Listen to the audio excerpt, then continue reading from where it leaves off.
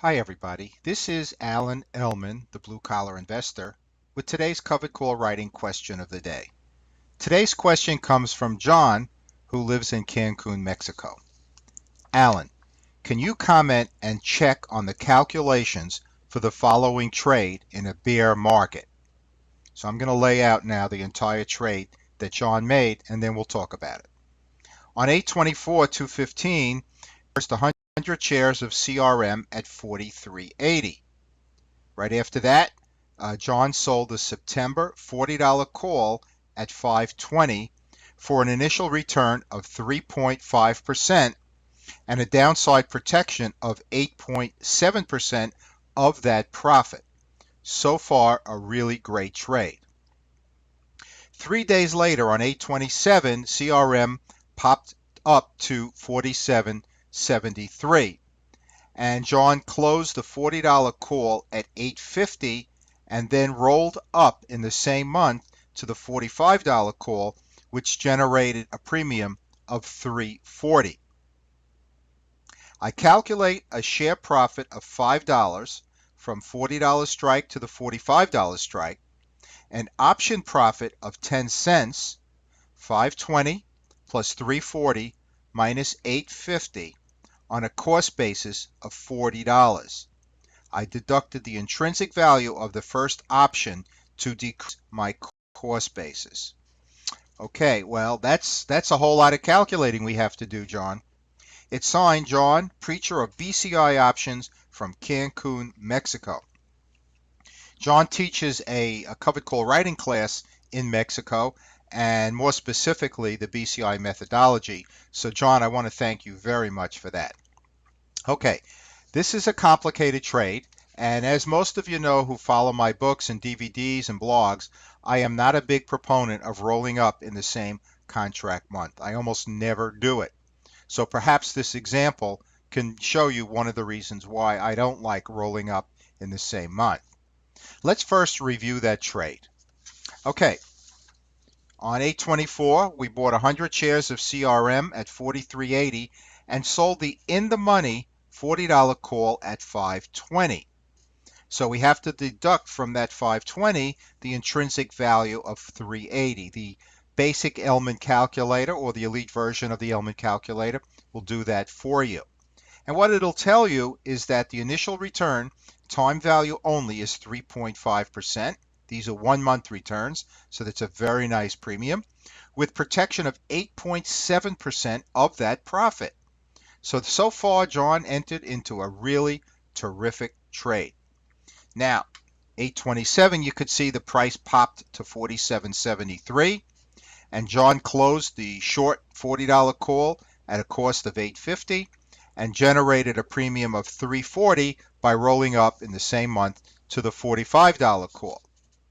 Okay, now the question is, does that make financial sense? And I'm here to tell you that it does not. But let's break it down, because we all learn from each other, and let me show you how I evaluate the calculations in this rolling up example. First, let's take a look at the initial leg of the trade before rolling up, and then we'll compare it to how it looks after we've rolled up. You could see on the bottom row, CRM bought it for 43.80 and sold the 40 call for 5.20. It's a 1 month expiration, which means we've generated a 3.5% 1 month return with a downside protection of that profit of 8.7%. So John, so far the calculations are spot on.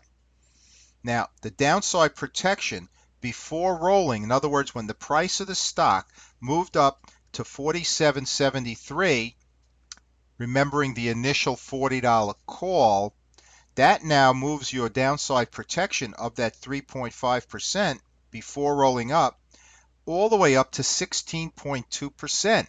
What that means is, John, you're guaranteed that terrific 3.5% 1 month return as long as share value does not decline by more than 16.2%. Are we going to give that up? Well, let's see. Let's check the numbers now. If we rolled up, and as you suggested, rolled up from the 40 to the $45 strike. The cost to close the 40 call was $8.50. Okay, we have the large amount of intrinsic value of $7.73 plus some time value. Now, selling the $45 call, same month, different strike, generated $3.40. So there's a debit on the option side. Again, after the initial trade and just the rolling up aspect of it results in an option debit of $5.10. Now, what about share value? Well, $40 was the cost basis after selling the initial option and using that option premium, the intrinsic value that is, to buy down our cost basis, which is correct, means it goes from 40 to 45. That's a credit of $5. Right off the bat, rolling up what didn't accomplish any additional profit. As a matter of fact, it resulted in a net debit of 10 cents per share or $10 per contract, not to mention the extra commissions incurred by buying back the option and then selling the highest strike. Net, you're losing money. But even worse than that, the downside protection now goes to the 45 strike, not to the 40 strike. So it goes from 16.2% down to 5.7%. Wow. What we accomplished here was less profit and less downside protection. There's really nothing good about this trade other than from the prospect and standpoint of the broker who's generated 2 more commissions, but certainly not from our perspective.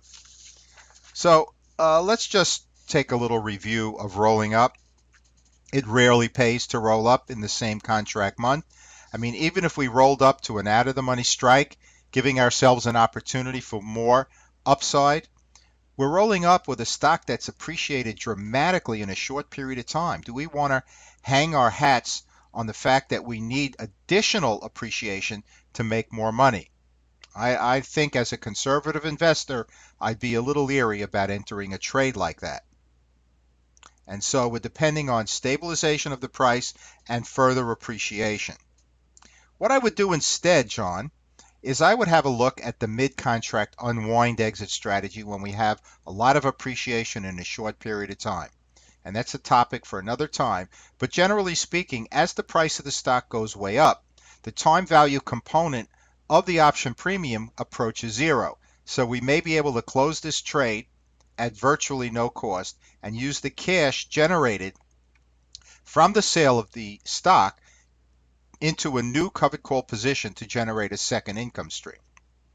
So I'm more likely to use that than I am to roll up in the same contract month. Now, finally, just in referencing your 12.8% calculation of the 510 profit on a $40 cost basis, the reason that was exaggerated and incorrect is because you use the intrinsic value twice. Once to reduce the cost basis and another time as option profit. You can't use it twice.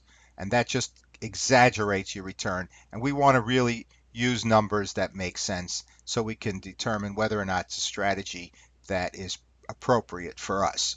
In addition to that, you would have to readjust your cost basis when you roll up to the $45 strike. So the 12.8% was incorrect. It's more like a 3.5% if you leave it alone, and a little less if you roll up and your downside protection is reduced as well. So John, it's really important. I know you're a very good covered call writer, teacher. It's really important to understand the calculations behind some of these strategies. And oftentimes, just by looking at the numbers, it'll tell us whether or not it makes sense to move forward with the strategy. So thanks for the opportunity to make this video and to show this to the entire BCI community. And of course, thanks to everybody out there for taking the time to watch this video. I hope you enjoyed it, and I hope it makes money for you. As always, this is Alan Ellman, the Blue Collar Investor. Take care, everybody.